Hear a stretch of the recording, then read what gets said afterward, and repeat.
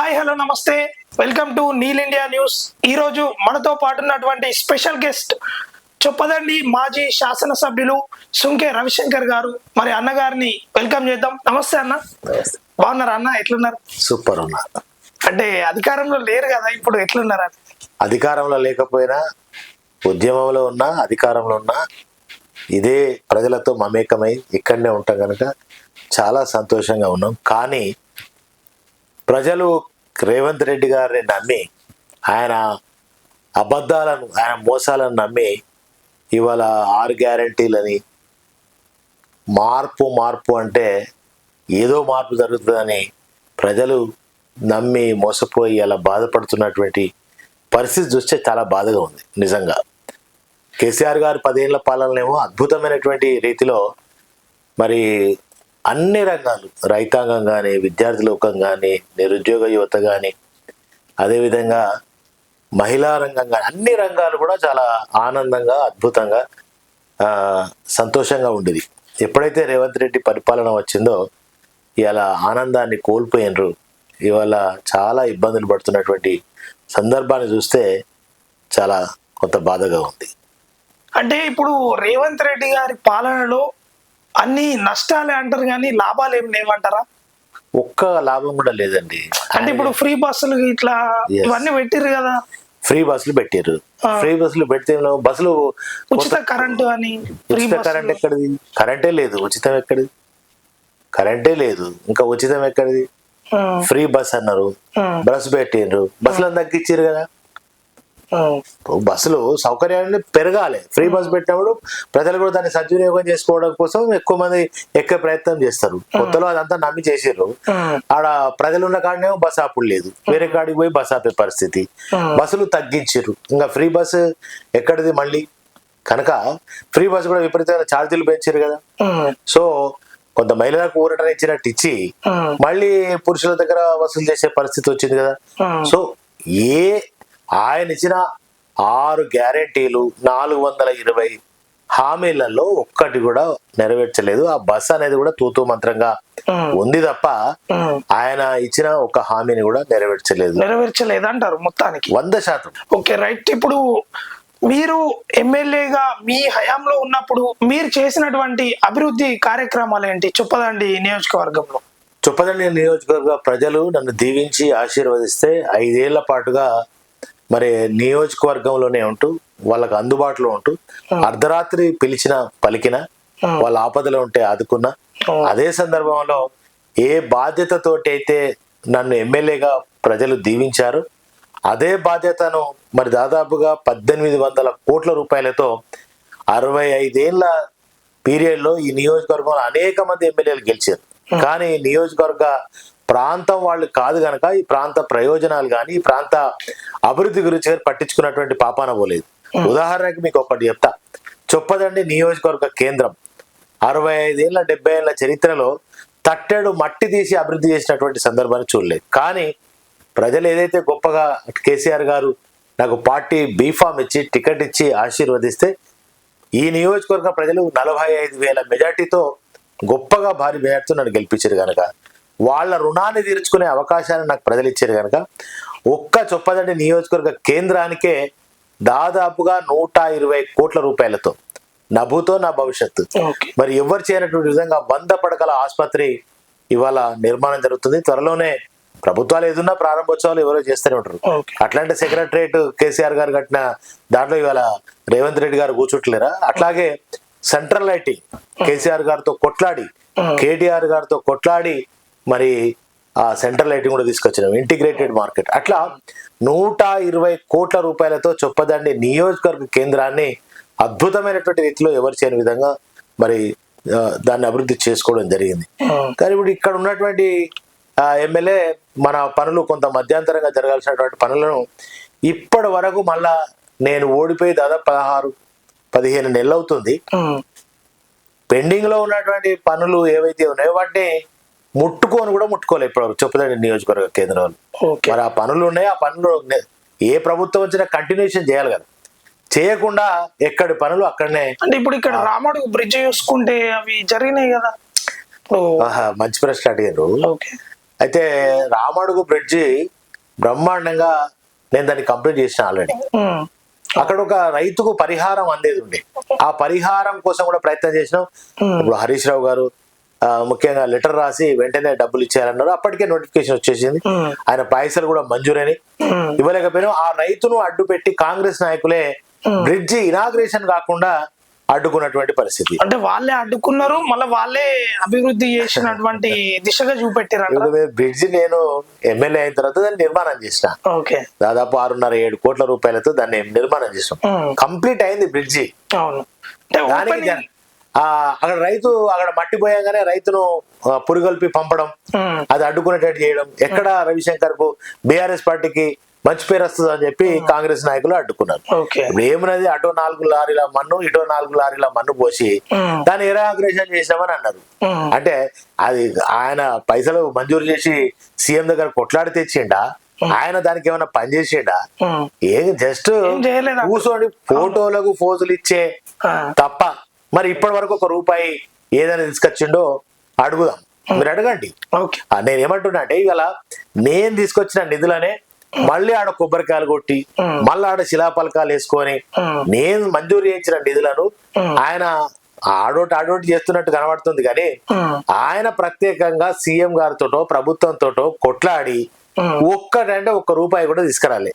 గతంలో నేను తీసుకొచ్చిన డబ్బులు, నేను కొట్లాడి మంజూరు చేయించినటువంటి డబ్బులు తప్ప, ఉదాహరణకి కాసారం రోడ్డు ఉన్నది, నేను శిలాపలకం వేసిన, రోడ్డు పనులు జరిగినాయి, ఇక దాని మీద తారు పోసి ఇవాళ నేనే చేసిన అని రిబ్బన్ కట్ చేస్తాడు. ఓ గది ఇక్కడ ఉన్నటువంటి ఎమ్మెల్యే చరిత్ర. Okay, right. అయితే ఇంతకు ముందు మీరు కేసీఆర్ గారు నాకు టికెట్ ఇచ్చి నన్ను ఆశీర్వదించారని చెప్పారు కదా, అంటే అంతకు ముందు మీకు ఇవ్వకన్నా ముందు బొడియ శోభ గారు గెలిచారు, ఇదే బీఆర్ఎస్, అప్పుడు టిఆర్ఎస్ ఇప్పుడు బీఆర్ఎస్ లో గెలిచారు. అంటే బొడియ శోభ గారికి టికెట్ ఇవ్వకపోవడం, ఆమె కూడా ఒక దళిత మహిళ అక్క గారికి టికెట్ ఇవ్వకపోవడం, అంటే రవిశంకర్ గారికి టికెట్ ఇచ్చి ఆశీర్వదించడంలో గల ప్రధాన కారణం ఏంటి? అంటే తనకి ఇవ్వకపోవడం మీకు ఇవ్వడం వల్ల పార్టీ అధినేత ఎవరికి టికెట్ ఇస్తే వాళ్ళు పార్టీ పరంగా పనిచేయాల్సి వస్తుంది. నేను పార్టీకి విధేయుడు కనుక, కేసీఆర్ గారే నా దైవం, పార్టీ నా ప్రాణం అని పనిచేస్తుంది కనుక, పార్టీ విధేయుడిని కనుక నన్ను టికెట్ కేసీఆర్ గారు నన్ను ఆశీర్వదించారు. తర్వాత ప్రజలు పెద్ద ఎత్తున మెజార్టీతో గెలిపించారు. ఇంకా ఆమెకు టికెట్ ఎందుకు ఇవ్వలేదు అనేది నాకెట్ట తెలుస్తుంది? నాకే అంటే ఆమె పార్టీలో ఉండుకుంటూ పార్టీని తిట్టిందా, పార్టీని కార్యకర్తల మీద కేసులు పెట్టిందా, ఏమన్నా కావచ్చు, వివిధ కారణాలు, పార్టీ నిర్ణయం ఉంటది. పార్టీ అధినేత ఎవరికి టికెట్ ఇస్తే వాళ్ళని పనిచేయాలి. That's all. అంటే మీ పైన చాలా, ఇప్పటికీ కూడా మీ పైన చాలా ఆరోపణలు ఉన్నాయి, అంటే నిధులు దుర్వినియోగం చేశారని కొంత వరకు ఆరోపణలు ఉన్నాయి. దాన్ని మీరు ఎలా భావిస్తారు? నేను ఎన్నికలలో 2018 అసెంబ్లీ ఎన్నికలలోనే మధ్యవర్తులు ఉండరు, కమిషన్లు ఉండయి, నేరుగా వచ్చి పని చేసుకోండి అని నేను ఎన్నికలలో చెప్పిన. అదే విధంగా ఇక్కడ నిధులను మంజూరు చేసుకురావడంలో ముఖ్యంగా కేసీఆర్ గారు, కేటీఆర్ గారు, హరీష్ రావు గారు, వినోద్ కుమార్ గారి సహకారంతో నిధులు తెచ్చిన. పల్లె దవాఖానాలు, గ్రామ పంచాయతీ భవనాలు, పిఆర్ రోడ్లు, R&B రోడ్లు, బ్రిడ్జీలు ఎవరు చేయనటువంటి విధంగా నేను పనిచేసిన. ఎవరైనా 1 రూపాయి లంచం ఇచ్చినా తీసుకున్నా జైలుకు పంపుతాన్న ఏకైక ఎమ్మెల్యే నేను. సో ఈ ఆరోపణలు అనేది ఇప్పుడు మనం ఎదుగుతుంటాం, ప్రజల్లో మంచి పేరు వస్తుంటది. వస్తున్నప్పుడు ఓర్వలేనటువంటి వాడు, గిట్టలేనటువంటి వాడు మళ్ళీ ఈయన గెలిస్తే ఇంకా మనం ఈయనను అందుకోలేము, లేకపోతే ఈయనతో ఇబ్బంది ఉంటది అని అట్లా రకరకాలుగా ఉన్న వాళ్ళు, నేనంటే గిట్టనటువంటి వాళ్ళు చాలా మంది ఉంటారు. ఎందుకుంటారండి? ఇప్పుడు మనిషి ఎదుగుతుంటే తెల్లబట్ట వేసుకున్నాడు అనుకో, దట్టు ఒక దళితుడు మంచిగా ఉన్నాడు అనుకో, మంచిగా మాట్లాడుతారు అనుకోండి, ఓర్వలేరు కదా. అట్లా గిట్టనటువంటి వాళ్ళు నా మీద చేసినటువంటి దుష్ప్రచారం తప్ప, నేను ప్రజలతో 24 hours ఉన్నా, అందుబాటులో ఉన్నా, వాళ్ళకి కావాల్సినవన్నీ కూడా నేను చేసిన. Okay, right. ఇప్పుడు మీరు అధికారంలో లేరు కదా, సో మీరు ఇప్పటికి కూడా ఇంకా ప్రజల్లోనే తిరుగుతున్నారు అన్నట్టు మాకు మీ కార్యకర్తలు కూడా చెప్పడం జరిగింది కొంత మేరకు కలిసినప్పుడు, అంటే కొన్ని సందర్భాలలో. అంటే మీరు ఇప్పటికి కూడా ఇంకా కార్యకర్తల్లోనే గ్రామానికి తిరగడం ఎందుకు? అంటే మీరు హ్యాపీగా ఎంజాయ్ చేయొచ్చు కదా, ఇప్పుడు అధికారంలో లేరు కాబట్టి. ఇప్పుడు పార్టీ నా ప్రాణం, కేసీఆర్ గారి దైవం, ప్రజలే నా దేవుళ్ళని ఉన్నటువంటి వ్యక్తిని నేను. గెలిచినా ఓడినా నిరంతరం, ఇప్పుడు ఎమ్మెల్యే ఉన్న 5 ఏళ్ళు కూడా నేను అసెంబ్లీ ఉంటే తప్ప హైదరాబాద్ పోలేదు నేను. సో నిత్యం ప్రజలనే ఉన్నా, ప్రజలతోనే ఉన్నా, ప్రజల కష్టాలలో కన్నీళ్లలో పాలు పంచుకున్నా, ప్రజలతో మమేకమైన. సో ఇప్పుడు ఓడిపోయిన తర్వాత తెల్లారి నుంచి ప్రజలే మళ్ళీ నాకు బాధ్యత ఇస్తున్నారు. అన్న వరద కాలంలో నీళ్లు లేవు, మా పంటలు ఎండిపోతున్నాయి, మా కోసం కొట్లాడాలని. అన్న రైతు బంధు వస్తలేదన్నా, అన్న బోనస్ వస్తలేదన్నా, మా పంటలు ఎండిపోతున్నాయి అన్న అని ఈ విధంగా రైతులే మిగతా వర్గాలు నన్ను అడుగుతున్నాయి. ఎవరి దగ్గర పోతారో, ఎవరైతే పని చేస్తారో, ఎవరి మీద అయితే విశ్వాసం ఉంటుందో ప్రజలకు, వాళ్ళని అడుగుతారు. అట్లాగే నన్ను కూడా ప్రజలు అడుగుతున్నారు, రైతాంగం అడుగుతున్నారు, యూత్ అడుగుతున్నారు. కనుక నేను వాళ్ళ సమస్యల పట్ల మరి పని చేయాలనేటువంటి వారిని, పదవి ఉంటేనే కాదు కదా, ఎమ్మెల్యేనే ఉంటే పనులు అయితే అనేది కాదు, ఎమ్మెల్యే లేకపోయినా ప్రతిపక్షంలో పవర్ లో ఉన్నప్పుడు కొంత ఎక్కువ మేరకు జరిగే అవకాశాలు, ప్రభుత్వంలో ఉంటే ప్రభుత్వం ద్వారా నిధులు తీసుకొచ్చే అవకాశం ఉంటది. కానీ ప్రతిపక్షంలో ఉన్నా కూడా ఆ నిధులు రానటువంటి నిధుల కోసం కూడా కొట్లాడొచ్చు. రైతుల పక్షం రైతు భరోసా రాలేదు, రైతు భరోసా కోసం కొట్లాడుతున్నాం, రోడ్ల మీద ధర్నాలు చేస్తున్నాం, ప్రభుత్వాన్ని దిగొచ్చేటట్టు చేస్తున్నాం. ఇవాళ రుణమాఫీ అన్నారు, నేను రేవంత్ రెడ్డి గారు కూడా చాలా సార్లు సవాల్ విసిరినా, 100% ఇచ్చినాం, అది కూడా 4 సార్లు చెప్పాను. ఇప్పుడు ఇస్తాం, 15 ఆగస్టుకి ఇస్తాం, 26 జనవరికి పూర్తి చేస్తాం, డిసెంబర్కి ఇస్తాం అని 10 సార్లు చెప్పి ఇక పూర్తి అయిపోయిందని చెప్పారు. ఎక్కడ పూర్తి అయిందండి? 30% కూడా పూర్తి కాలే. అంటే ఇంతకుముందు రేవంత్ రెడ్డి గారు ఒక సభలో చెప్పిర్రు, తెల్లారితేనే టకీ మనీ మీ అకౌంట్లలో డబ్బులు పడతాయని. అవును, ఇప్పుడు కేసీఆర్ గారు టింగ్ మన అకౌంట్లలో పైసలు పడతాయి అని చెప్తే ఎట్లయితే 100% పడ్డాయి కదా. అప్పుడు 100% ప్రజల నుంచి ఎక్కడ కూడా కేసీఆర్ గారు దేవుణ్ణి అని ఆరాధిస్తారు కదా ప్రజలు. అయితే సార్ కేసీఆర్ గారు టింగ్ అన్నాడని టకీ అనాలని ఒకటి పెట్టిండు. మరి టకీ ఏడైంది? 26 ఫస్ట్ సంక్రాంతి అన్నారు, సంక్రాంతికి వచ్చినాయా? సంక్రాంతి రాత్రి వరకు వస్తాయి అన్నారు, వచ్చినాయా? 26 జనవరికి ఇచ్చేస్తామన్నారు, వచ్చినాయా? ఇలా మార్చికి వచ్చేసినాం, వచ్చినాయా? రాలేదు. తర్వాత పైలట్ గ్రామాలు సెలెక్ట్ చేసుకుంటాం, ఒక్క గ్రామానికి ఇస్తామన్నారు. మరి ఒక్క గ్రామంలో అందరికన్నా ఇచ్చారంటే అది కూడా లేదు, అతి లేదు, గతి లేదు. ఇలా ఏ ఊరికన్నా పోదాం, రుణమాఫీ ఒకవేళ 100% గిట అయిన ఊరు ఏదన్నా ఉంది అంటే రేవంత్ రెడ్డి గారు వస్తే నేనే భోజనాలు పెట్టిస్తా, టెంట్ ఖర్చులు అన్ని నేనే భరిస్తా.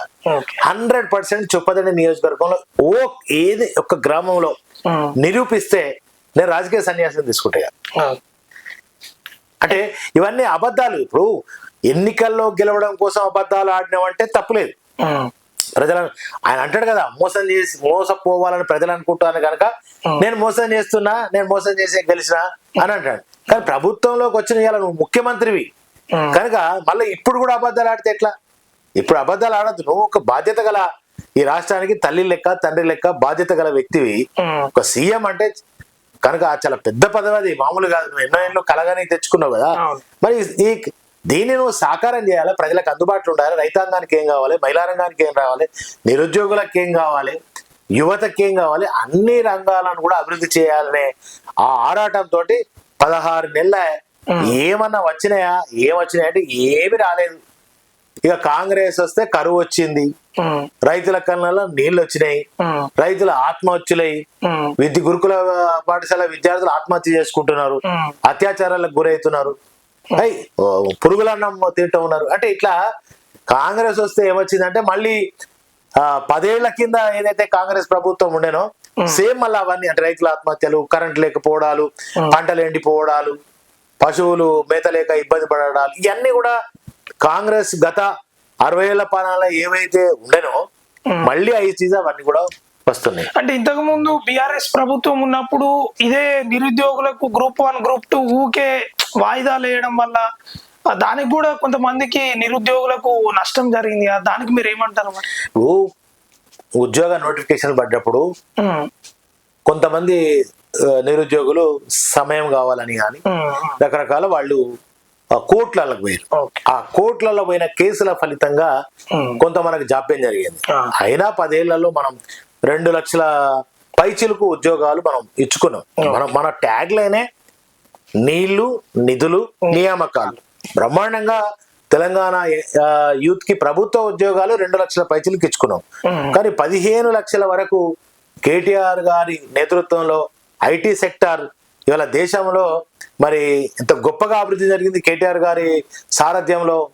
ఎక్కడ బెంగళూరు ఐటీ రంగం అంటే బెంగళూరు అందరూ, అటువంటిది బెంగళూరు నుంచి కూడా హైదరాబాద్ కు తరలినటువంటి కంపెనీలు ప్రపంచవ్యాప్తంగా అనేక అమెజాన్ లాంటి అనేక కంపెనీలు పెద్ద పెద్ద కంపెనీలన్నీ కూడా మరి కేటీఆర్ గారు తీసుకురావడం, దానిలో దాదాపు సుమారు 15 లక్షల మంది నిరుద్యోగ యువతకు ఉద్యోగ అవకాశాలు వస్తున్నాయి. అంటే ప్రైవేట్ సెక్టర్ లో లక్షలాది ఉద్యోగాలు ఇచ్చారు, ప్రభుత్వంలో కూడా మనం 2 లక్షల పైచిలకు ఉద్యోగాలు ఇచ్చుకోగలిగినాం. రైట్. ఇంకొకటి, ఇప్పుడు కేటీఆర్ గారు సుంకె రవిశంకర్ గారి పైన అంటే బాగా అభిమానం చూపిస్తారు, దానికి అంటే మీలో ఉన్న సీక్రెట్ ఏంటి? సీక్రెట్ ఏం లేదు, నేను నిత్యం ప్రజలలో ఉంటా. ఎగ్జాంపుల్, కేసీఆర్ గారు ప్రపంచంలో ఎక్కడ లేనటువంటి విధంగా దేశానికి అన్నం పెట్టే రైతన్న చచ్చిపోతే 5 లక్షల రూపాయలను మా ప్రభుత్వం బీఆర్ఎస్ ప్రభుత్వం కేసీఆర్ గారు ఇచ్చారు. ప్రపంచంలోనే దేశానికి అన్నం పెట్టే రైతన్న చచ్చిపోతే 1 రూపాయి కూడా ఇయ్యారు. బీఆర్ఎస్ ప్రభుత్వంలోనికి రాకముందు, తెలంగాణ రాష్ట్రం రాకముందు రైతులు ఆత్మహత్య చేసుకొని చనిపోయినప్పుడు అప్పుడు పార్టీ నాయకులుగా మేము వెళ్ళేది. పోయినప్పుడు అక్కడ రైతులు వాళ్ళ కుటుంబ సభ్యులంతా కూడా కాళ్ళ మీద పడి మాకు ఏదైనా సాయం చేయండి అని అడిగేది.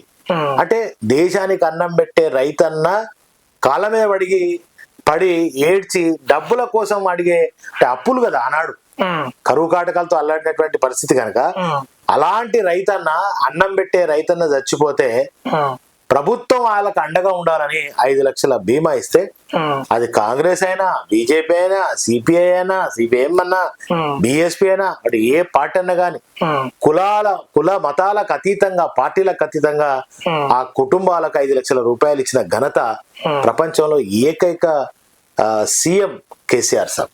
అటువంటి ఆ చెక్కును, అటువంటి ప్రొసీడింగ్ నేను తీసుకుపోయి మరి ఆ రైతాంగానికి, కాంగ్రెస్ వాళ్ళకు, బీజేపీ వాళ్ళకి ఇచ్చినప్పుడు కేటీఆర్ గారు స్వయంగా ట్వీట్ చేశారు, అరే ఇట్లా ఎమ్మెల్యే పోయి బ్రహ్మాండంగా కాంగ్రెస్ నాయకులు బీజేపీ ఇంటికి పోయి వాళ్ళని పరామర్శించి 5 లక్షల ప్రొసీడింగ్ కేసీఆర్ గారు ఇచ్చిన ప్రొసీడింగ్ ఇస్తున్నారు అని నన్ను అభినందించారు.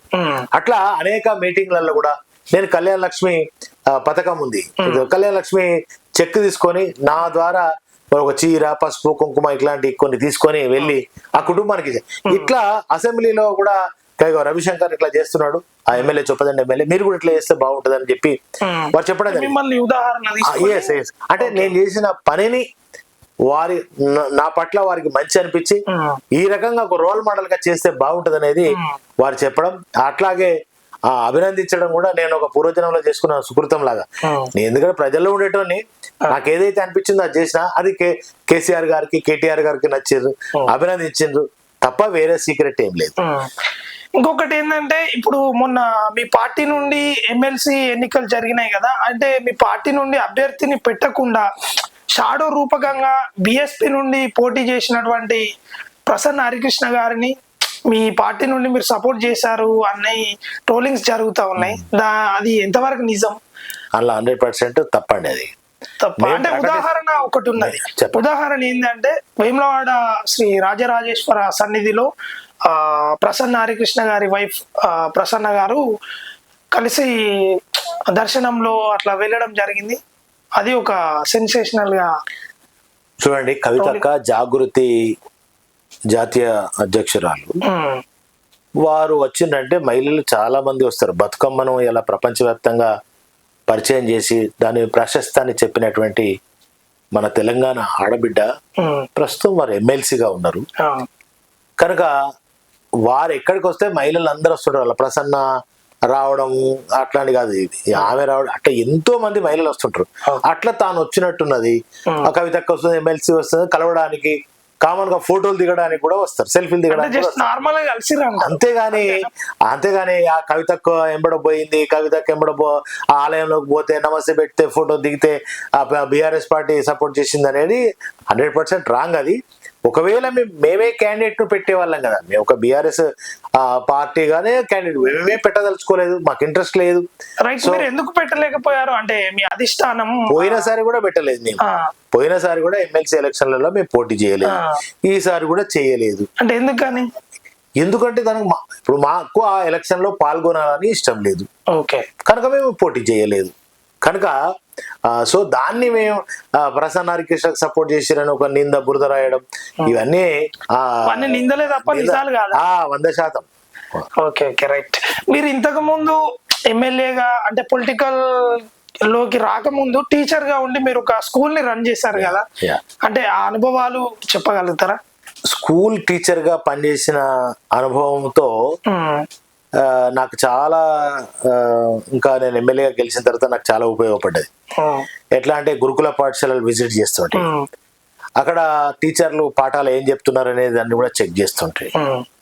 అట్లా చాలా సార్లు మీరు అన్ని న్యూస్ ఛానళ్లలో నేను పాఠాలు చెప్పినప్పుడు కూడా అన్ని అప్పుడు నేను ఎమ్మెల్యే ఉన్న సందర్భంలో కూడా అందరూ టీవీలలో కూడా దాన్ని వేయడం జరిగింది. మీరు అందరూ కూడా చూశారు. వాళ్ళకి పాఠాలు చెప్తున్నప్పుడు ఎగ్జామ్స్ దగ్గర 10th క్లాస్ ఎగ్జామ్స్ దగ్గరకు వస్తుంటాయి.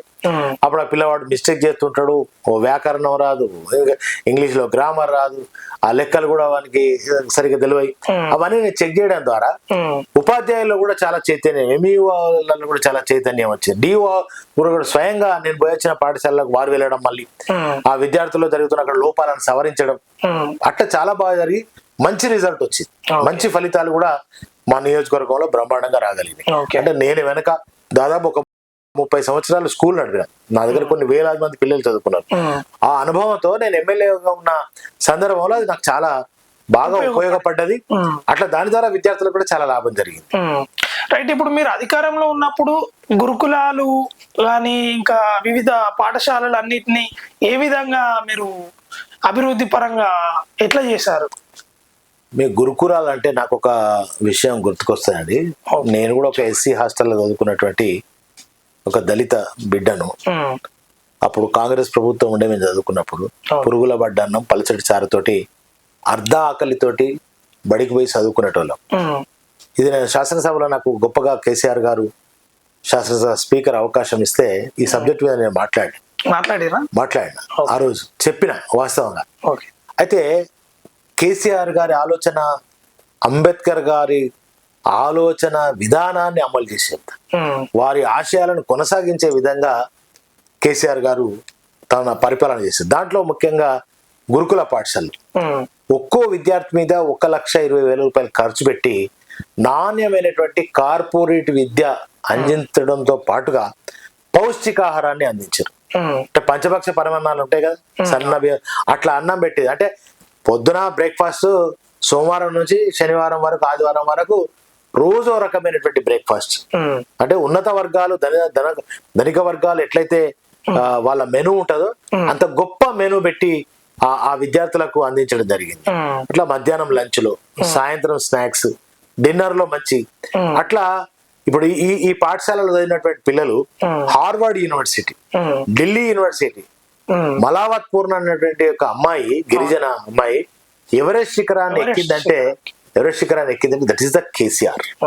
ఈ పిల్లలు ఇట్లా చదువుకున్నటువంటి వాళ్ళు చాలా మంది ఐఏఎస్ లైన్, ఐపీఎస్ లైన్. ఆ ఐఏఎస్ ఐపీఎస్ కావడానికి కూడా మా ప్రభుత్వం ఆనాడు ఫ్రీ కోచింగ్, ఢిల్లీలో వాజీరామ్ లాంటి సంస్థలలో ఫ్రీ కోచింగ్ ఇప్పించింది. అట్లాగే అంబేద్కర్ స్టడీ సర్కిల్స్ పెట్టాం నిరుద్యోగ యువతకి. అట్లా బీసీ స్టడీ సర్కిల్ పెట్టాం, మైనారిటీ స్టడీ సర్కిల్ పెట్టాం. అట్లా నిరుద్యోగ యువతకి చదువులో ముందు రాణించాలంటే మరి ఈ గురుకుల పాఠశాల KG to PG వరకు, not only 10th class, intermediate చేసినాం, తర్వాత డిగ్రీ చేసినాం. అట్లా పిల్లవాడు ఒకసారి గురుకుల పాఠశాలకు వచ్చినంటే ఇక పీజీ అయిపోయి, డిగ్రీ అయిపోయి బయటకు వెళ్లే విధంగా కేసీఆర్ గారు గొప్ప అద్భుతమైనటువంటి వాళ్ళ జీవితాల్లో వెలుగులు నింపడం కోసం ఈ యొక్క గురుకుల పాఠశాల విద్యను మరి చేయడం. నిజంగా అన్ని వర్గాలు, ఇప్పుడు మీరు ఎగ్జాంపుల్ ముస్లిమ్స్ పిల్లలు ఉంటారు, 5 ఏళ్ళు అయినాయంటే టైర్ పంక్చర్ షాపు, టేలాలో నడుపుతా ఉంటారు. చదువుకునే అవకాశం లేదు ఆనాడు. అంటే కాంగ్రెస్ ప్రభుత్వం, టీడీపీ ప్రభుత్వం, చంద్రబాబు నాయుడు, ఎన్టీ రామారావు, వైఎస్ రాజశేఖర రెడ్డి ఈ పాలించినటువంటి ఆ సందర్భాలలో వాళ్ళక చదువుకునే అవకాశమే రాకుండా ఉన్నటువంటి ఉండే. కానీ ఇవాళ కేసీఆర్ గారి పాలనలో మైనారిటీలు, గిరిజనులు, దళితులు, బడుగు బలైన వర్గాలు, అన్ని వర్గాలు కూడా బ్రహ్మాండంగా గురుకుల పాఠశాల సీట్ కావాలంటే ఎమ్మెల్యేలతో, మినిస్టర్లతో లెటర్ రాసుకునేటువంటి ఒక అంత గొప్పగా మా పిల్లవాడు అంటే ప్రైవేట్ స్కూళ్ళల్లో, పెద్ద పెద్ద స్కూళ్ళకి వెళ్ళి తీసి ఆ గురుకుల పాఠశాలలో వేసుకునేటువంటి పరిస్థితి ఆ 10 ఏళ్ల పాటు జరిగింది. అంటే ఎంత గొప్ప విద్య అందిందో, దాని ద్వారా ఎంత గొప్ప రిజల్ట్ వచ్చిందో మీరు ఒక్కసారి గమనించవచ్చు. అంటే దాంట్లో అనేక రకాలుగా అద్భుతమైనటువంటి ఫలితాలు ఆ గురుకుల పాఠశాలల ద్వారా కేసీఆర్ గారు గొప్పగా దానికి రచన చేయడం జరిగింది. అందుకే ఐఏఎస్లు ఐపీఎస్లు దాని ద్వారా కాగలిగారు. అంటే కేసీఆర్ గారు అధికారంలో ఉన్నప్పుడే ఇవన్నీ చేశారా, లేకపోతే విద్యార్థుల పరంగా ఇప్పుడు గురుకుల గురించి చెప్పారు కదా మీరు దాకా, విద్యార్థులు ఇప్పుడు మైనారిటీలో కావచ్చు, వీళ్ళు చదువుకునే అవకాశం లేదు కదా, వాళ్ళందరికి కూడా అవకాశం కల్పించింది కేసీఆర్ అంటారు. అంటే అధికారంలో లేకముందు కూడా ఏమన్నా ఇట్లాంటి విద్యార్థులకు సంబంధించి చేశారా? కేసీఆర్ గారు తెలంగాణ రాష్ట్రం వస్తే గురుకుల పాఠశాలలు పెట్టాలని, కళ్యాణ లక్ష్మి లాంటి ఒక పథకాన్ని ఇవ్వాలని, రైతు బంధు లాంటి ఒక పథకాన్ని అమలు చేయాలని, కాళేశ్వరం లాంటి ఒక గొప్ప ప్రాజెక్టులు కట్టాలని, ఈ నెర్రలు బారినటువంటి నేలలు, ఈ యొక్క కరువు ప్రాంతాన్ని కోనసీమ చేయాలని, 1 కోటి ఎకరాల మాగానిగా మార్చాలని ఒక్క రకంగా కేసీఆర్ గారు ఆలోచించలేదు. ఒక విద్యనే కాదు, ఇవాళ 33 మెడికల్ కాలేజీలు వచ్చినాయి, 33 జిల్లాలు వచ్చినాయి. ఎవరండి చేసింది? ఇలా దేశంలో గుజరాత్ లో అన్నేళ్లు ముఖ్యమంత్రి చేసినట్టుగా నరేంద్ర మోడీ ఇలా దేశంలో 3వసారి పాలన చేస్తున్నాడు కదా. ఇవాళ మెడికల్ కాలేజీలు, జిల్లాకో మెడికల్ కాలేజీలు ఇచ్చినటువంటి ఏ ప్రభుత్వం అన్నా ఉందా అండి? కాళేశ్వరం లాంటి ఒక పెద్ద ప్రాజెక్టు కట్టినటువంటి దేశ చరిత్రలో ఏ ముఖ్యమంత్రి గారు ఉన్నాడా అండి?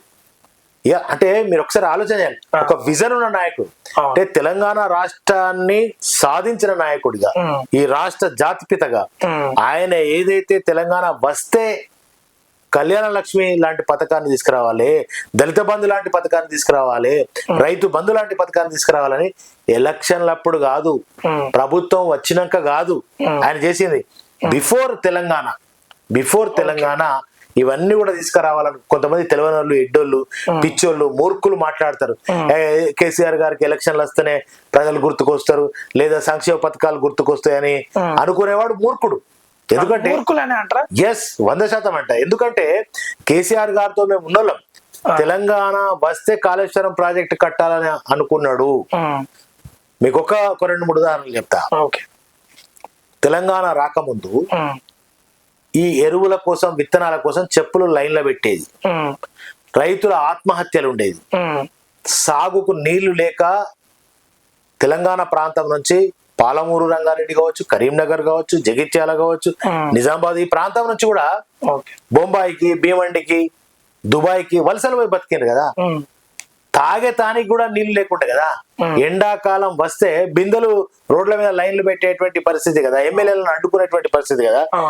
రైతు బంధు పథకాన్ని ఎరువుల కోసం, విత్తనాల కోసం చెప్పుల లైన్లో పెట్టే పరిస్థితి, ఆత్మహత్యలు జరుగుతున్న పరిస్థితిని గమనించిన కేసీఆర్ గారు తెలంగాణ వస్తే రైతులకు ఒక రైతు బంధు పథకాన్ని పెట్టి రైతును రాజు చేయాలి, 24 గంటల కరెంట్ ఇవ్వాలి, రైతు బంధు ఇవ్వాలి, పెట్టుబడి సాయం చేయాలని బిఫోర్ తెలంగాణ అనుకున్నాడు కనుక వచ్చిన వెంటనే రైతు బంధు పథకాన్ని మనం అమలు చేసుకున్నాం. తెలంగాణ రాకముందు ఇవన్నీ అనుకున్నాయి, తెలంగాణ వచ్చినాక అమలు చేసిన.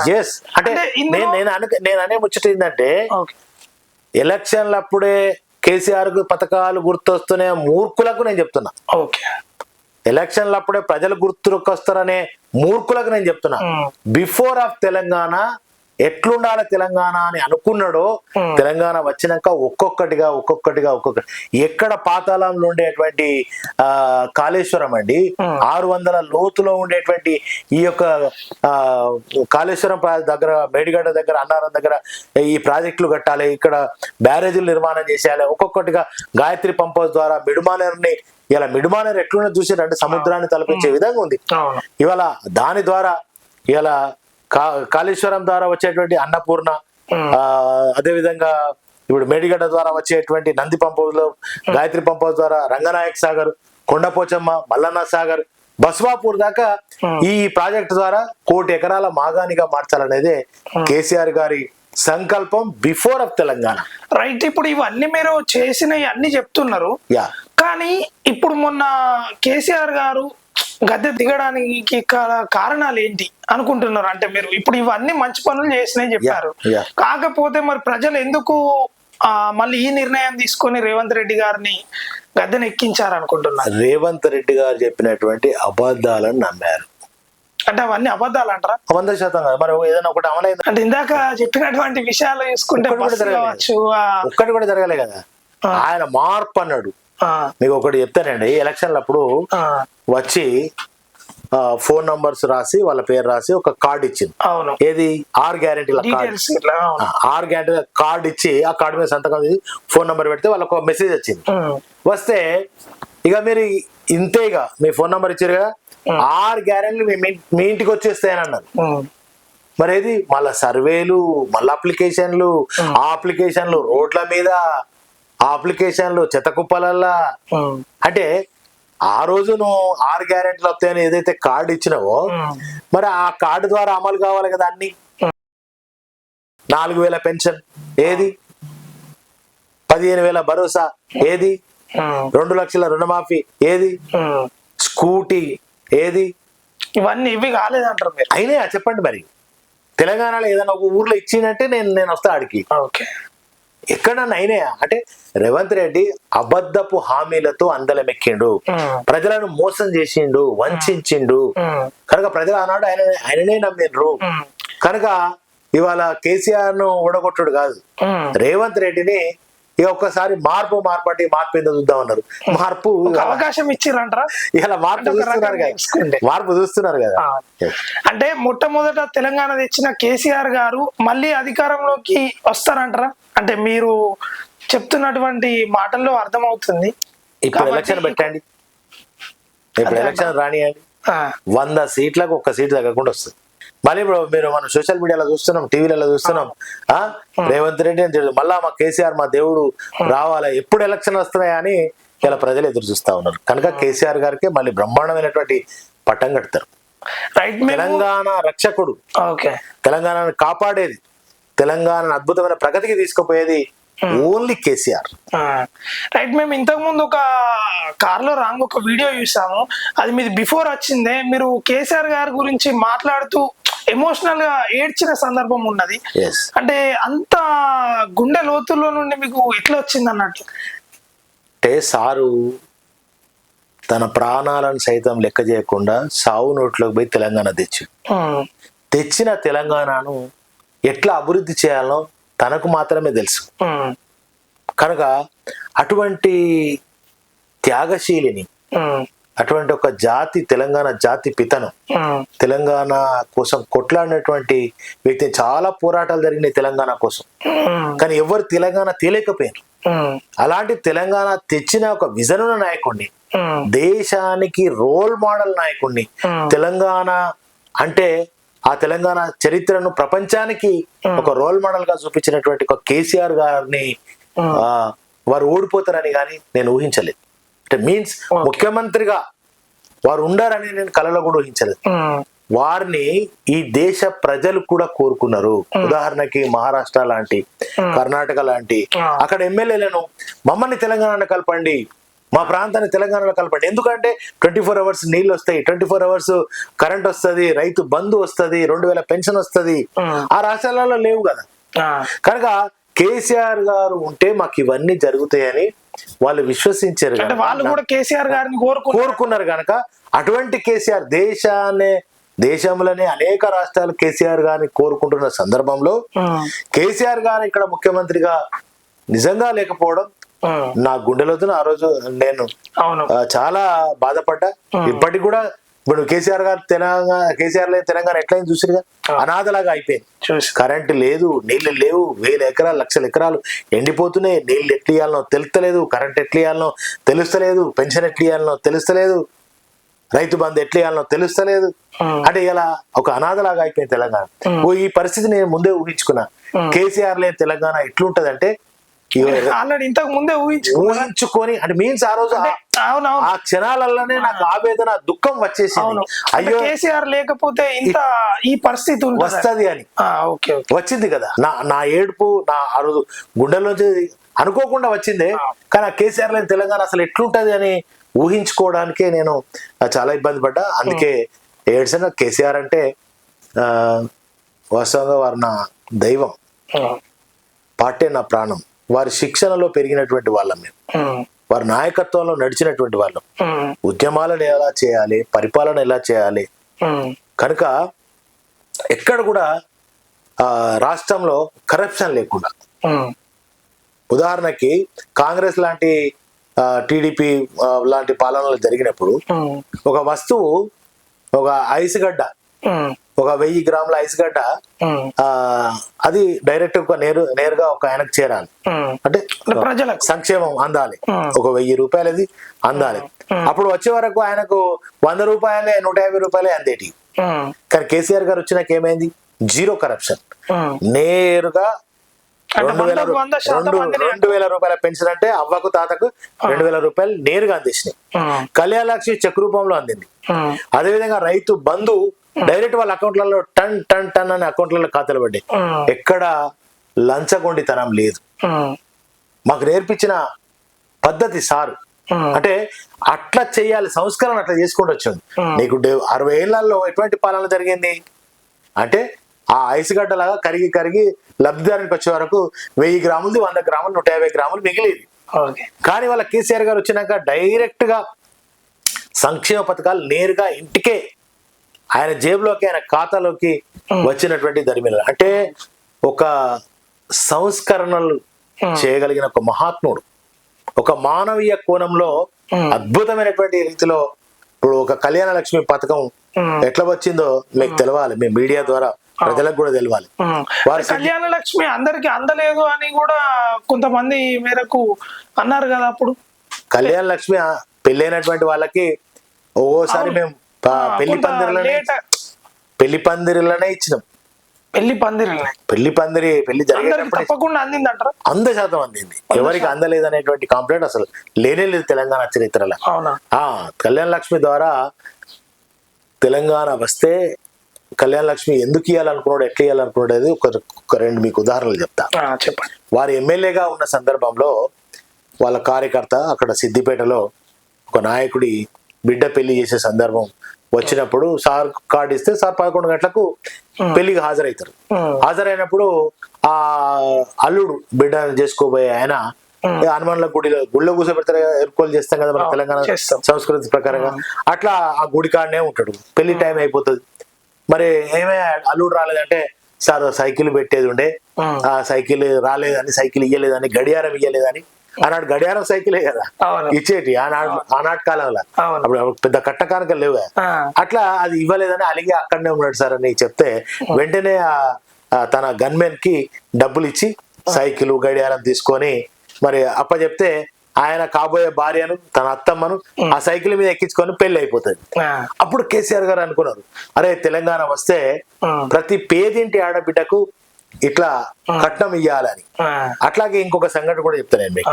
ములుగు జిల్లా, ఇప్పుడు పాత వరంగల్ జిల్లా, భాగ్యతండ అనేటువంటి గ్రామంలో కీమానాయక్ అనేట ఆయనకు 3 ఆడపిల్లలు ఉంటారు. పెద్ద అమ్మాయి నిర్మల పెళ్లి చేద్దామని అన్ని ఏర్పాట్లు చేసుకుంటారు. చేసుకున్న తర్వాత 50,000 నగదు ఉంటది, ఇంట్లో బంగారము బట్టలు ఉంటాయి.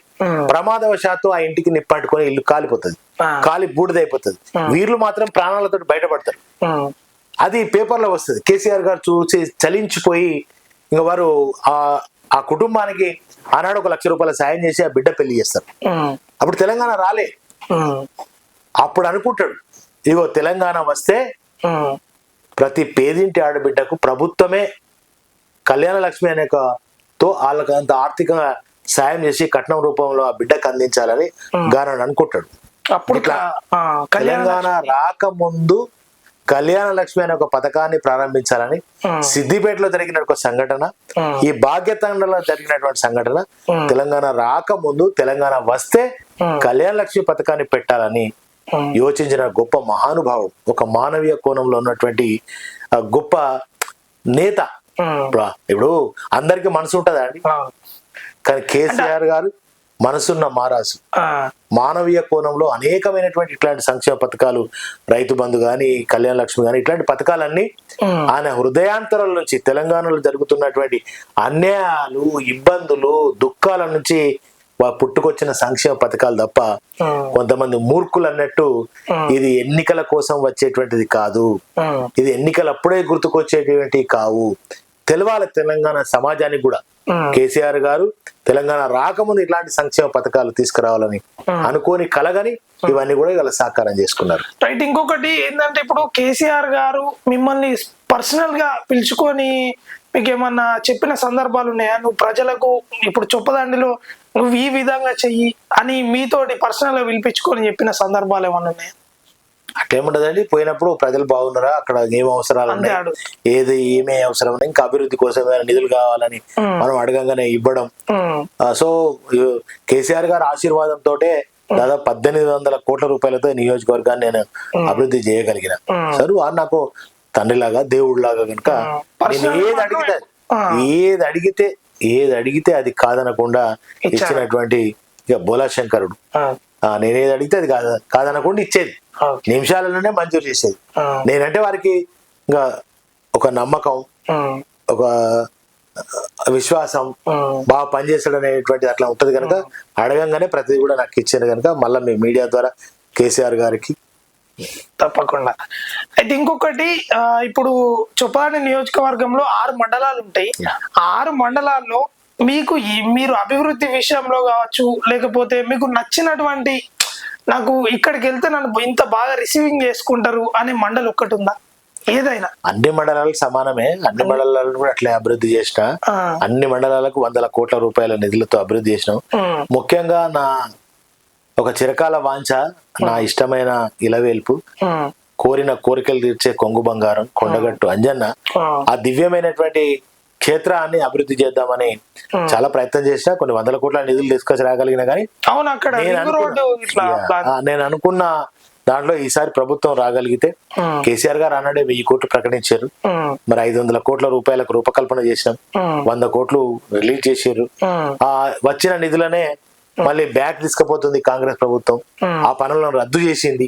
ఇప్పుడు నేను గెలిచిన తర్వాత కొత్త కోనేరు చేసినాం, మెట్ల దారి చేసినాం, అవన్నీ కూడా రకరకాల గెస్ట్ హౌస్లు కట్టినాం, కనీస వసతులు, మంచినీటి సౌకర్యాన్ని, మిషన్ భగీరథ నీళ్లను రోజు ఒక 2 లక్షల లీటర్ల రాగలిగేటట్టుగా కూడా ఒక సంప్ ఏర్పాటు చేసి బ్రహ్మాండంగా చేయగలిగినాం. తర్వాత లిఫ్ట్ ను ఒకటి 13.5 కోట్ల రూపాయలతో ఒక లిఫ్ట్ ను కూడా ఏర్పాటు చేసుకున్నాం. మరి రామనామ కోటి కవితక్క గారు ఎంతో కృషి చేశారు.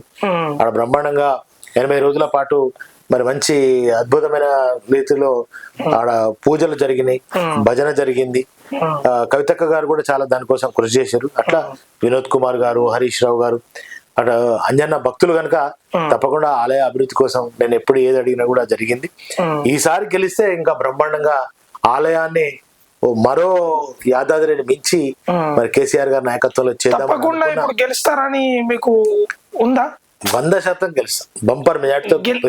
గెలిచినాక ఇవన్నీ పనులు చేయాలనేది ఉంటది కదా, తప్పకుండా మీరు గెలుస్తారని అంటే ఏ నమ్మకంతో చెప్తున్నారు? నేను బ్రహ్మాండంగా ఇప్పుడే ప్రజలు అడుగుతున్నారు, మేము పొరపాటు చేసినాము, ప్రజలు మాట్లాడుతున్నారు, చెప్తున్నారా? అంటే మీరు బయటకు వెళ్తున్నారు. మీరు విజువల్స్ లో కూడా ఈ మధ్యలో నేను పొలాల ఎండిన పంటల పోయినప్పుడు మీరు దేవుడు అన్న, మీరు ఉన్నప్పుడు ఫుల్ నీళ్ళు వచ్చినాయన్న, మా పంటలు ఒక ఎకరం కూడా ఎండిపోలేదు.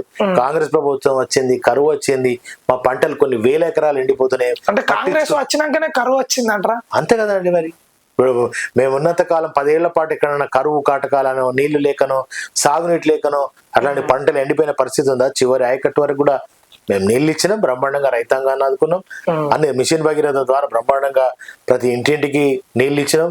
మరి బ్రహ్మాండంగా చెరువులన్నీ కూడా బాగు చేసుకున్నాం. కొన్ని 1000 చెరువులను, లక్షల చెరువులను తెలంగాణ వ్యాప్తంగా బ్రహ్మాండంగా ఆ చెరువులను బాగు చేసినాం. చెరువులలో నీళ్లు నింపిన నీళ్లలో చేపలు వేసినాం, గొల్ల కుర్మలకు గొర్రెలు ఇచ్చినాం.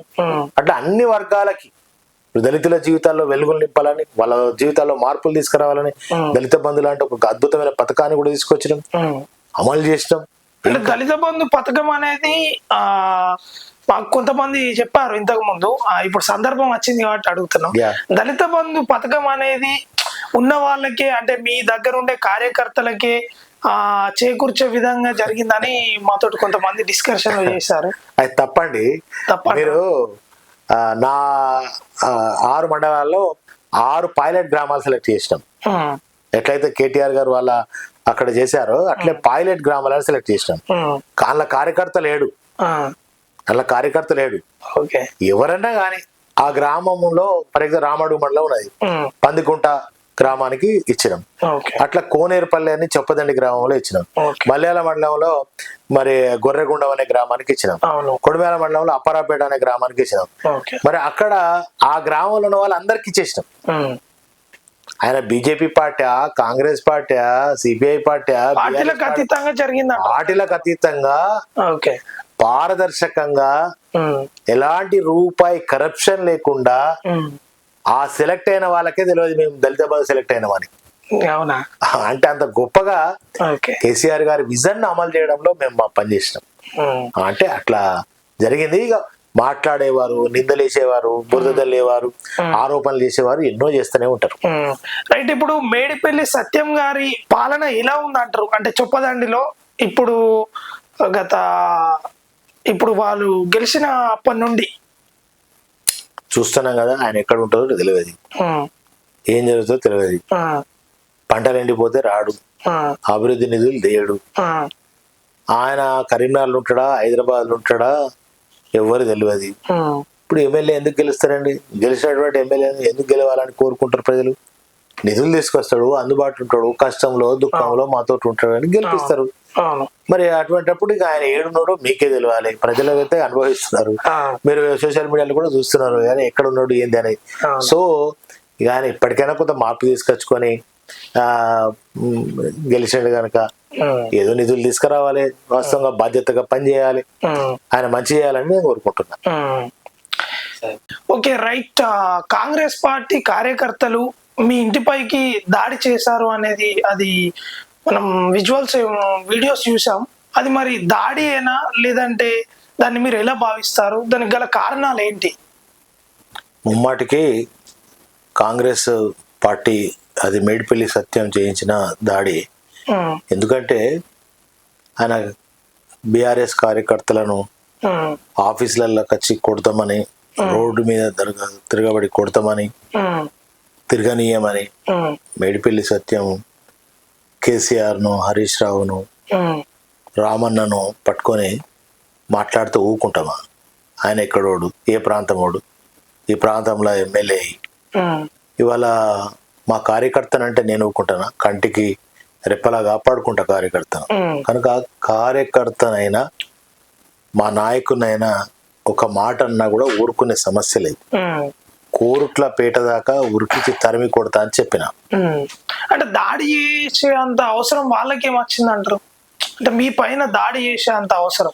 అవునా బా, ఆయన స్థానికేతరుడు, ఆయన చేసే పనులు బాగలేవు కనుక నా మీద నాకు ప్రజల్లో వస్తున్నటువంటి మంచి ఆదరణ కావచ్చు, ఆయన చేసే తప్పులు కావచ్చు, ఇవన్నీ తట్టుకోలేక జీర్ణించుకోలేక ఎవరో నలుగురు గుండాలు వచ్చి నా మీద దాడి చేస్తే ఊకుంటామా మేము అంతా? కానీ మా కార్యకర్తలు ఊకుంటారా? బరాబర్ తగిన గుణపాఠం చెప్తాము.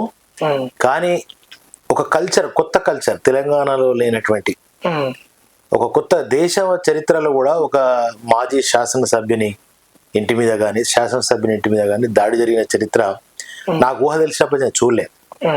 కానీ కాంగ్రెస్ అంటేనే దాడులు, హత్యలు, అరెస్టులు, జైళ్ళు, ఇది కాంగ్రెస్ వాళ్ళకు కొత్త కాదు. కానీ నేను చూసిన ఈ తెలంగాణలో, నేను చూసిన ఈ పరిస్థితులలో ఇటువంటి దాడి జరగడం అనేది చాలా దారుణం. మేము దాన్ని తీవ్రంగా ఆనాడే ఖండించడం, మా నాయకులు కూడా ఖండించారు. కాంగ్రెస్ కు ప్రజలే సరైన సందర్భంలో సరైన గుణపాఠం చెప్తారు. చట్టం వాళ్ళ మీద ఎలాంటి యాక్షన్ తీసుకుంటుందో కూడా నేను వేచి చూస్తున్నా. రైట్. ఇప్పుడు ఏంటంటే కాంగ్రెస్ పార్టీ అధికారంలోకి రాగానే బీఆర్ఎస్ లో గెలిచినటువంటి ఎమ్మెల్యేలు కూడా అధికారంలో ఉన్న పార్టీలోకి వెళ్ళారు. మరి దాన్ని మీరు ఎలా భావిస్తారు? ఇప్పుడు తిన్నింటి వాసాలు లెక్క పెట్టేటోళ్ళు, ఎమ్మెల్యేలు అనే ఆ స్థాయిని కూడా ఊహించుకునే వాళ్ళు కొంతమంది కేసీఆర్ గారి ఆశీర్వాదంతో గులాబీ జెండా మీద గెలిచి కేసీఆర్ గారికి, టిఆర్ఎస్ పార్టీకి వెన్నుపోటు పొడిచినామని వాళ్ళు సంకలు గుర్తుకుంటారు. కానీ వాళ్ళు నిజంగా ఇప్పుడు ప్రజలకు వస్తే తెలుస్తుంది. ప్రజలను వాళ్ళ డిపాజిట్లు కూడా రావు, వాళ్ళు పోటీ కనుక ఇప్పుడు చేస్తే వాళ్ళు ఎట్లా డిస్మిస్ చేస్తుంది సుప్రీంకోర్టు తీర్పు మేరకు. కనుక వాళ్ళకి ఇప్పుడు ప్రజల్లో ఒక నమ్ముకున్న నాయకుడిని వదిలిపెట్టి ఏ పార్టీ ద్వారా ఏ జెండా ద్వారా అయితే ఇవాళ మీరు గెలిచినారో వాటికి వెన్నుపోటు పొడిచిపోయినారు కనుక అందులో కొంతమంది నాయకులు అయితే అసలు ఎమ్మెల్యే అయ్యే స్థాయి కాదు, ఎమ్మెల్యే కారు కూడా, కేవలం కేసీఆర్ గారి కారు గుర్తు మీద వారి చరిష్మా మీద గెలిచిన వాళ్ళు కనుక ఇప్పుడు వాళ్ళు ప్రజలకు వస్తే సరైన గుణపాఠం మళ్ళీ చెప్తారు. బై ఎలక్షన్ ఉంటుందంటారా? 100% ఉంటది. ఉంటదా? ఉంటది, తప్పకుండా ఉంటది. మళ్ళీ కేసీఆర్ గారు ఎవరు నిలబెడితే వాళ్ళే విజేతలు అవుతారు. అది పక్కానా? 100% పక్కా. Okay, right. అయితే ఇన్ని రోజులు కేసీఆర్ గారు ఫామ్ హౌస్ లోనే ఉన్నారు కదా, ఇప్పుడు మొన్ననే బయటకు వచ్చి ఏంది అంటే బహిరంగ సభ పెట్టాలి అని చెప్పేసి మాట్లాడారు. మరి దానికి కావాల్సిన జరుగుతున్నాయా? ఇప్పుడు మీరు అంటే ఎవరికైనా ఉత్తగా ఫామ్ హౌస్ ఉంటాడు కేసీఆర్ అని మాట్లాడడం ఒక ఆనవాయితీ అండి. ఇప్పుడు నల్లగొండ సభ పెట్టిండు, ఇప్పుడు కేఆర్ఎంబి అనే ఇష్యూ నడిచింది. తర్వాత మన చొప్పదని నియోజకవర్గానికి వచ్చిండు, వేములవాడ ఉత్తర తెలంగాణలో పంటలు ఎండిపోతుంటే ఆయన వచ్చి బయట తిరిగిండు. అట్లా ఏదైనా సమస్య ఉంటే 100% వారు ప్రజల్లో తిరిగిందండి. ఫామ్ హౌస్ కి అంకితం అనే అంశము ఇంకా అందరూ ఒక ఆనవాయితీగా మాట్లాడే పరిస్థితి వచ్చింది. ఆయన ఫామ్ హౌస్ లో ఉండే నాయకుడు కాదు, ఆయన ప్రజానాయకుడు, తెలంగాణ ఉద్యమ బిడ్డ, తెలంగాణ రాష్ట్రం ప్రజల గుండెల్లో ఉన్నటువంటి బిడ్డ. అనునిత్యం ప్రజల సమస్యల కోసం కొట్లాడడానికి మేమున్నాం. 24 గంటలు హరీష్ రావు గారు, కేటీఆర్ గారు, మాలాంటి లీడర్లందరం కూడా స్థానికంగా ఉంటూ తిరుగుతున్నాం. ఆయన ఆదేశాల మేరకే కదా మేము తిరుగుతున్నది. సో ఆయన ఫామ్ హౌస్ కి అంకితం అని ఇవన్నీ కూడా ఇంకా ఇప్పటికైనా బంద్ కావాలి. ఎందుకంటే తను కంటిన్యూషన్ గా ఆడ ఉండేది ప్రజలను కలుస్తున్నాడు కదా, కార్యకర్తలను కలుస్తున్నాడు కదా, మాట్లాడుతున్నాడు కదా, ప్రజల్లోకి వస్తున్నాడు కదా. సమస్యలు వచ్చినప్పుడు, పంటలు ఎండిపోయినప్పుడు, లేదా ఏనన్ని సమస్యలు వచ్చినప్పుడు తను ప్రజల బయటకు వస్తున్నాడు.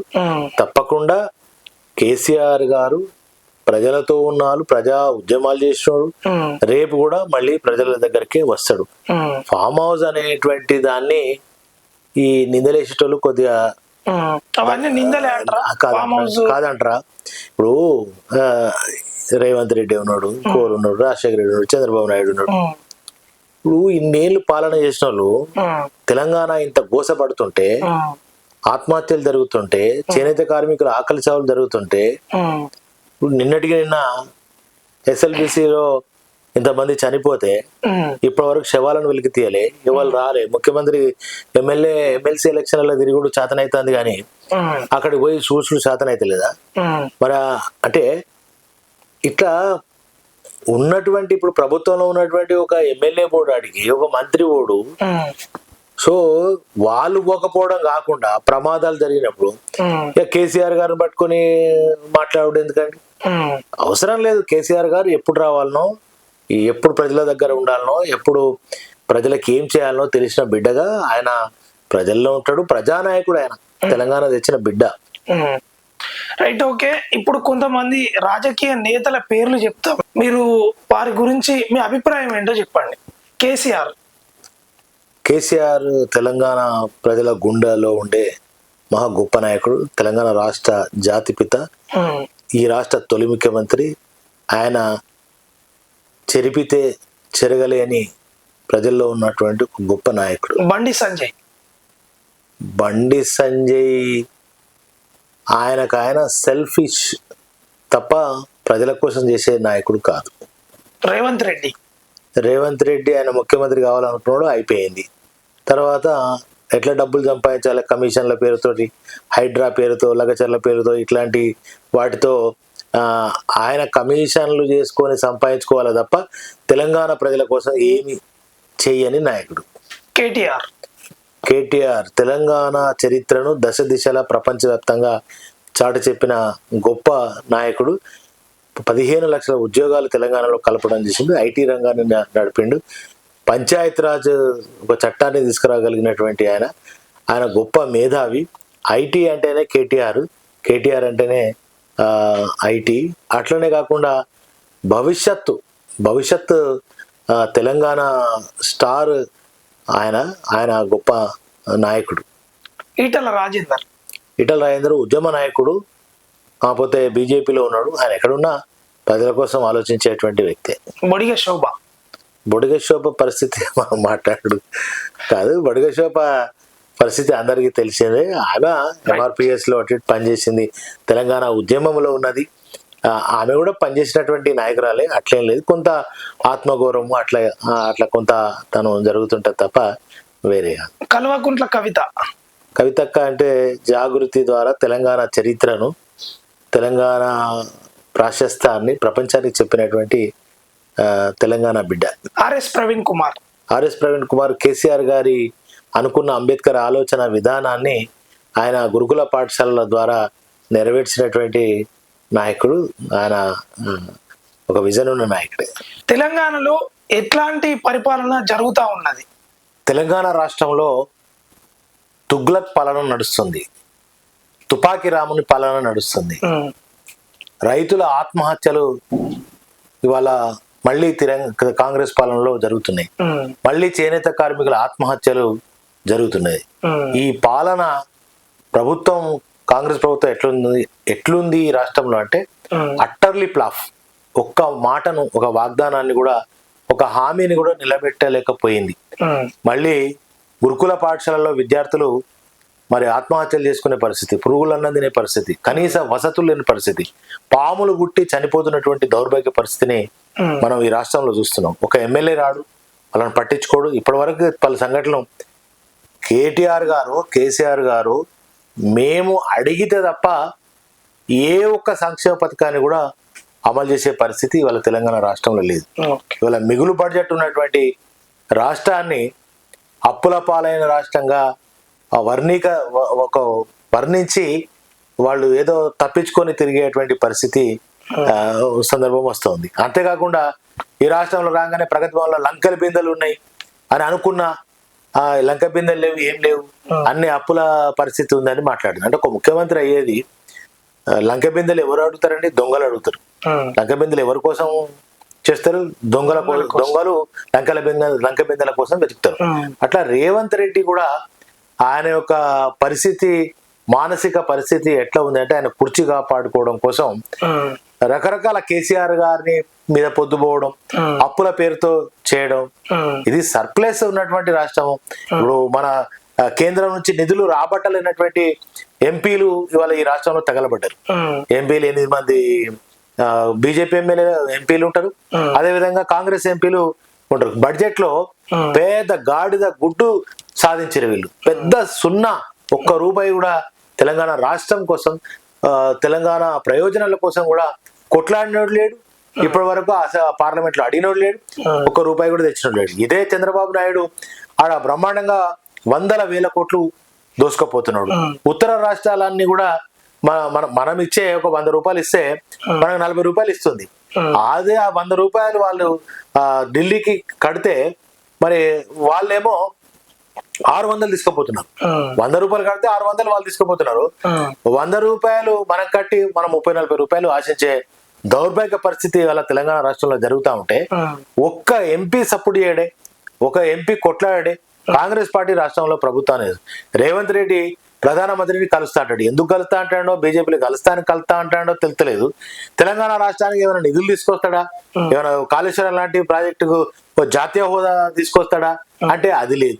ముఖ్యమంత్రి ఢిల్లీకి, కాంగ్రెస్ కు, తెలంగాణలో ఉన్నటువంటి హైడ్రా పేరుతో, ఇంకో పేరుతో అందరినీ మోసం చేసి వంచి ఇక్కడ నుంచి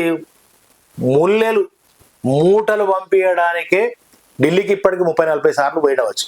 తన కుర్చీని కాపాడుకోవడం కోసమే ఈ ప్రయత్నాలు జరుగుతున్నాయి తప్ప ఓ ఐఏఎస్ ఈయన మాట వినడే, ఓ మంత్రి మాట వినడే. వాళ్ళ మంత్రులే, వాళ్ళ ఎమ్మెల్యేలే మరి ఏమంటారంటే రేవంత్ రెడ్డి ముఖ్యమంత్రి అని చెప్తలేరు, కిరణ్ కుమార్ రెడ్డి ముఖ్యమంత్రి అని ఒక ఎమ్మెల్యే అంటాడు, మరి కేటీఆర్ ముఖ్యమంత్రి అని ఓ మంత్రి అంటాడు. అంటే ఆయన పేరును వాళ్ళే ఉచ్చరించాలంటే ఆయన ముఖ్యమంత్రిగా వాళ్ళే ఒప్పుకోలేని దౌర్భాగ్య పరిస్థితి వచ్చింది. ఇవాళ రేవంత్ రెడ్డి ప్రెస్టేషన్ లో ఉన్నాడు. అంటే ఆయన ఏడిపోయినా ఆయన ఏం మాట్లాడుతుండో కూడా సోయి లేకుండా మాట్లాడుతాడు. అంటే ఇంకా ప్రతిపక్షంలోనే ఉంటే ఎట్లా మాట్లాడతారో రేవంత్ రెడ్డి కూడా కొద్దిగా మతి భ్రమించి అట్లనే మాట్లాడుతున్నాడు. ప్రతిపక్షంలో ఉన్నట్టుగానే ప్రభుత్వం ప్రభుత్వం వచ్చింది, నేను ఒక ముఖ్యమంత్రిని. ఇవాళ కేసీఆర్ గారు చేసినటువంటి సంక్షేమ పథకాలను నేను అమలు చేయాలి అనేటువంటి ఆ సోయి లేకుండా, నేను ఈ తెలంగాణ ప్రజలకు మాటిచ్చిన దాన్ని నిలుపుకోవాలనేటువంటిది కాకుండా ఇంకా కేసీఆర్ గారి మీద కేసులు పెట్టాలి, జైలు పంపాలి, లేకపోతే కేటీఆర్ గారి మీద కేసులు పెట్టాలి, లేకపోతే హరీష్ రావు గారి మీద కేసులు పెట్టాలి. ఇప్పుడు నా అటువంటి వాళ్ళం గురుకుల పాఠశాల విజిట్కి పోతే మమ్మల్ని అరెస్ట్ చేసి తీసుకుపోతున్నారు జైలుకు. అంటే ఇంత దారుణ ప్రజాస్వామ్యం ఇవాళ ఈ తెలంగాణ రాష్ట్రంలో ప్రజాస్వామ్యం లేదు. ఎమర్జెన్సీ పాలన తలపించే విధంగా తెలంగాణ రాష్ట్రంలో రేవంత్ రెడ్డి సర్కార్ నడుస్తా ఉంది. నిజంగా ఇలా ప్రజలందరూ కూడా పశ్చాత్తాప పడుతున్నారు. ఏది ఏమైనా కూడా రేవంత్ రెడ్డి గారు తాను చెప్పినటువంటి 420 హామీలు ఏవైతే ఉన్నాయో అవన్నీ కూడా అమలు చేయాలి. ఏవైతే తను మాటిచ్చిండో ఆ మాటిచ్చిన దాని ప్రకారంగా తెలంగాణ ప్రజలకు తగిన న్యాయం చేయాలి. తెలంగాణ ప్రజలకు న్యాయం చేయకపోతే తెలంగాణ రైతాంగం పక్షాన, ప్రజల పక్షాన, అదే విధంగా మహిళల పక్షాన, రైతాంగ అన్ని వర్గాల పక్షాన అవన్నీ రేవంత్ రెడ్డి ఇచ్చినటువంటి హామీలన్నీ కూడా నెరవేరేదాకా, అవన్నీ అమలయ్యేదాకా మేము ఖచ్చితంగా ప్రజల పక్షాన, రైతాంగం పక్షాన, మహిళల పక్షాన, అందరి పక్షాన తప్పకుండా కొట్లాడతాం. ప్రజల పక్షాన నిలుస్తాం. బరిగీసి నీ ఊకదంపుడు ఉపన్యాసాలకు బెదిరిపోయి నీ అరెస్టులకు భయపడి మేము మాకు జైలు కొత్త కాదు, అరెస్టులు కొత్త కాదు, ప్రజల కోసం కొట్లాడిన వాళ్ళం, తెలంగాణ రాష్ట్రాన్ని తెచ్చిన వాళ్ళం కనుక ఈ గులాబీ జెండా అంటేనే ప్రజల పక్షాన ఉండేటువంటి జెండా కనుక తప్పకుండా మేము ప్రజల పక్షాన నిలబడతాం, కొట్లాడతాం. మీరు అన్ని ఇచ్చేదాకా, అమలు చేసేదాకా మేము కొట్లాడుతూనే ఉంటాం. మీ జైళ్లకు, అరెస్టులకు, కేసులకు భయపడే ప్రసక్తే లేదని చెప్పి నేను తెలియజేస్తాను. మీ మీద ఎన్ని కేసులు ఉంటాయండి? ఉద్యమంలో చాలా కేసులు ఉన్నాయి. ఇప్పుడు ఇంకా వాళ్ళు ఏదో కేసులు పెట్టుకున్నారు, ఆ కేసులతో మనకు అయ్యేది. ఉద్యమాలలో జైలుకు పోయిన వాళ్ళం, కేసులు అయిన వాళ్ళు. గీ రేవంత్ రెడ్డి పెట్టే కేసులకు భయపడతామండి. ప్రజల మధ్యలో ఉంటాం, ప్రజల కోసం కొట్లాడతాం, మెడలు వంచుతాం. కాంగ్రెస్ ప్రభుత్వం మెడలు వంచుతాం. ఒక్కొక్కటి ఎట్లా అమలు కాదో బరాబర్ చూస్తాం. రైట్. ఏబిసిడి వర్గీకరణ అమలు చేస్తామని చెప్పారు కదా ముఖ్యమంత్రి రేవంత్ రెడ్డి గారు. మరి అవి జరుగుతున్నాయా అన్న? ఏడ జరుగుతుందండి? జరగట్లేదా? ఏడ జరుగుతుంది? ఇప్పుడు ఆయన సుప్రీంకోర్టులో తీర్పు వెలువడ్డ నాడే మేమందరం కూడా చాలా సంబరపడ్డాం, సంతోషపడ్డాం. ఎందుకంటే కేసీఆర్ గారు ఆనాడే అసెంబ్లీలో 2 సార్లు తీర్మానం చేసి మరి ఆనాడు నరేంద్ర మోడీకి, కేంద్ర ప్రభుత్వానికి అప్పచెప్పడం, తర్వాత సుప్రీంకోర్టులో తీర్పు రావడం, మా ఏబిసిడి వర్గీకరణ జరుగుతుంది అని చాలా సంతోషపడ్డాం. అసెంబ్లీలో ఏం చెప్పిండు? అవసరమైతే ఆర్డినెన్స్ చేస్తా, వెంటనే అమలు చేస్తానన్నాడు. ఇప్పటి వరకు ఏది అమలేదు? చట్ట రూపంలో తీసుకురావాలి కదా. ఇప్పుడు ఉద్యోగాల రిజర్వేషన్లు పోబట్టే మొన్న వచ్చిన నోటిఫికేషన్లలో మరి డిగ్రీ కాలేజీలలో సీట్ల రిజర్వేషన్లు కూడా అన్యాయం జరుగుతుంది కదా.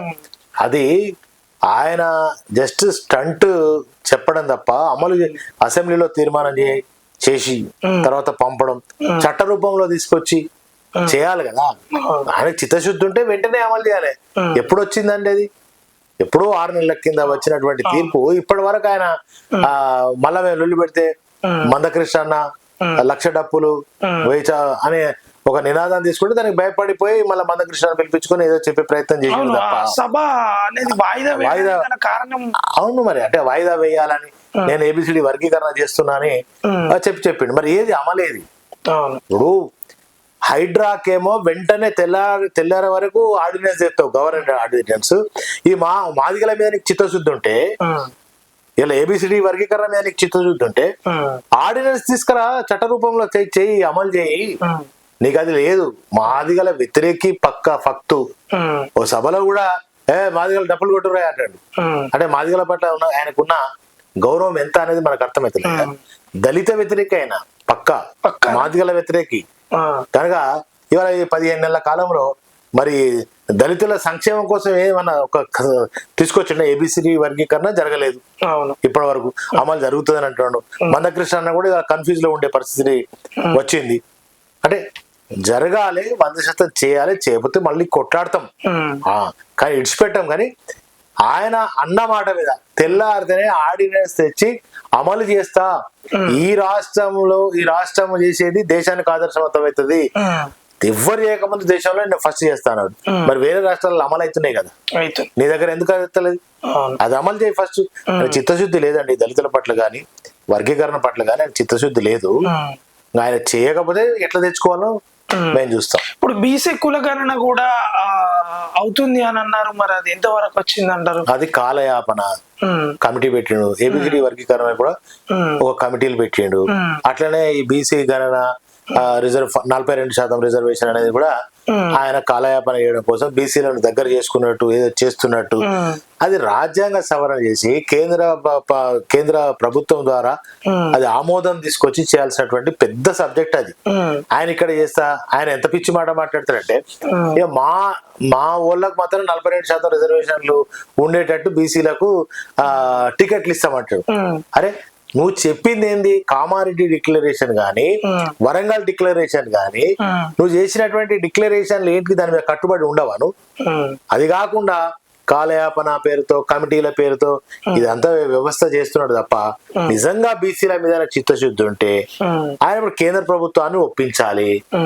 అది దేశవ్యాప్తంగా జరగాల్సిన రాజ్యాంగ సవరణ జరగాల్సినటువంటి అంశం కనుక ఇక ఆయన మళ్ళా ఏమన్నాడు, మాతోటి హైటెక్ లేదని చెప్పలేక మేము చేయలేం అని చెప్పలేక మళ్ళా కుల సర్వే అని 2 సార్లు చెప్తాడు. ఇప్పుడు 10 రోజులు తీసుకున్నాడు, అప్పుడు 10 నెల రోజులు తీసుకున్నాడు. కానీ ఆ కులగణన సరిగా జరిగిందా అంటే మీ అందరికి తెలిసి ప్రపంచానికి ప్రజలందరికీ కూడా తెలిసినటువంటి విషయం. అది సరిగ్గా జరగలేదు, 42% ఉన్నది ఓలు అందులోనే జరిగిందని మొత్తం కరెక్టే అయిపోయిందని ఒకరు, అందులో ఉన్నటువంటి ఓ మంత్రి జరగలేదని సరిగ్గా జరగలేదని ఒకరు, 2 లక్షల రుణమాఫీ కూడా అందరికీ అయిందని ఒకరు, కాలేదు 50% కూడా కాలేదని ఒకరు. ఇట్లా వాళ్ళ ప్రభుత్వంలోనే వాళ్ళ ఎమ్మెల్యేలకు వాళ్ళ మంత్రులకు ఆ ముఖ్యమంత్రికే అవగాహన సరిగా లేదు.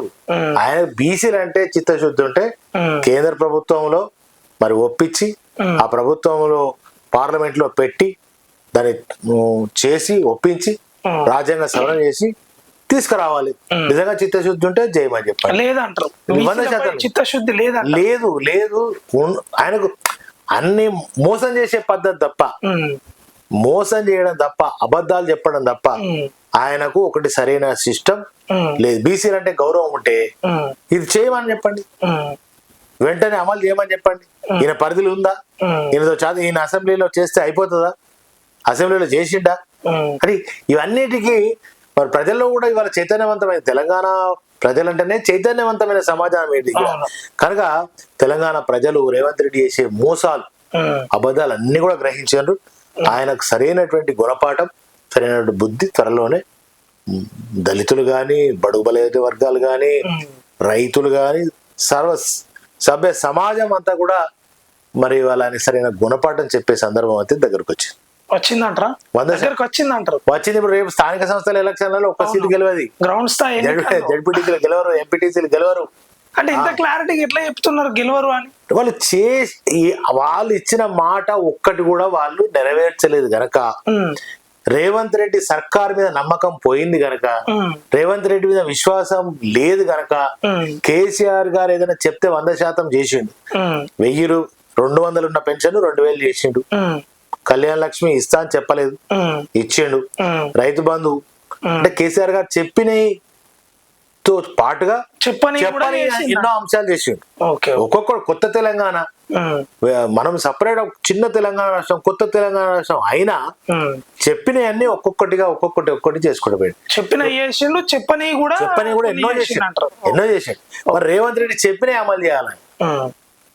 ఇంకో కేసీఆర్ ఇస్తే 1,00,000 నన్ను గెలిపియండి, 9వ తారీఖు నాడు తొలి సంతకం 2 లక్షలు అన్నాడు. కేసీఆర్ కోటెత్తే 2,000 పెన్షనే, అదే నాకు ఓటేయండి 4,000 పెన్షన్ అన్నాడు. ఉందా అండి రాష్ట్రంలో ఎక్కడన్నా? ఒక్కరికన్నా ఇచ్చిండా? 2,000 పెన్షన్ 3 నెలలు ఎగ్గొట్టిండు. ఇప్పుడు 3 సార్లు ఇవ్వాలి రైతు బంధు. ఆయన గెలిచినప్పటి 3వసారి ఇవ్వాలి ఇప్పుడు. మరి ఏది రైతు బంధు ఏది? అప్పుడు కేసీఆర్ గుట్టలకు ఇచ్చిండు, రాళ్ళకి ఇచ్చిండు, రోడ్లకి ఇచ్చిండు అన్నాడు. మరి నువ్వు దేనికి ఇస్తాను ఇప్పుడు? రైతులకి నిజమైన రైతులా సెలెక్ట్ చేయాలి కదా. ఏది మరి ఎంతమందికి అందింది రైతులకు? అంటే అంతా మోసం. రైతు భరోసా మోసము, పెన్షన్ మోసము, రుణమాఫీ మోసము, స్కూటీ మోసము, జాబ్ క్యాలెండర్ మోసము, ఇలా అన్ని మోసాల ఉన్నాడు కనుకనే రేపు 100% కేసీఆర్ గారి ద్వారా మళ్ళా శ్రీరామ రక్ష తెలంగాణకు ఎవరంటే కేసీఆర్ అని ప్రజలు విశ్వసిస్తున్నారు కనుక వచ్చే స్థానిక సంస్థల ఎలక్షన్ లో గులాబీ జెండా రాష్ట్ర వ్యాప్తంగా ఎగరడం ఖాయం. పక్కా అంటారా? పక్కా. మొత్తానికైతే గ్రామ స్థాయి ఎన్నికల్లో కాంగ్రెస్ పార్టీకి గుణపాఠం చెప్పేది ప్రజలు అంటారా లేకపోతే మీరు చెప్తారంటారా? ప్రజలే సరైనటువంటి గుణపాఠాన్ని రేవంత్ ప్రజలే సర్కారుకు చెప్తారు. ప్రజలకు మంచి ఏందో చెడేందో చీకటేందో వెలుతురేందో తెలిసిపోయింది. ఇప్పుడు తెలిసి మోసగాళ్ళు ఎవరు మంచోళ్ళు ఎవరో ప్రజలు గ్రహించినారు. కనుక రానున్న గ్రామ పంచాయతీ మున్సిపల్ ఎన్నిక ఏదైనా రానియండి, గులాబీ జెండా ఎగురుతుంది. కేసీఆర్ గారు అద్భుతమైనటువంటి నిలబెట్టినట్టు క్యాండిడేట్లు గెలుస్తారు. సో రైట్, చూద్దాం. మీరు ఇంత నమ్మకంగా చెప్తున్నారంటే మరి వాస్తవాలు ఏంది అవాస్తవాలు ఏంది అనేది గ్రామ స్థాయి ఎన్నికలు అయిపోయినాక పక్కా తెలుస్తుంది. తప్పకుండా మనం మాట్లాడుకుందాం. అప్పటికి కూడా మనం మాట్లాడుకుందాం. మీరు ఇప్పటి వరకు ఇంత బిజీగా ఉన్నా కూడా మా న్యూస్ ఛానల్ కి ఇంత సమయాన్ని ఇచ్చినందుకు థ్యాంక్ యూ అన్న, ధన్యవాదాలు. అలాగే నీల్ ఇండియా న్యూస్ కి ఇంత టైం ఇచ్చినందుకు ప్రత్యేకమైనటువంటి ధన్యవాదాలు. Thank you.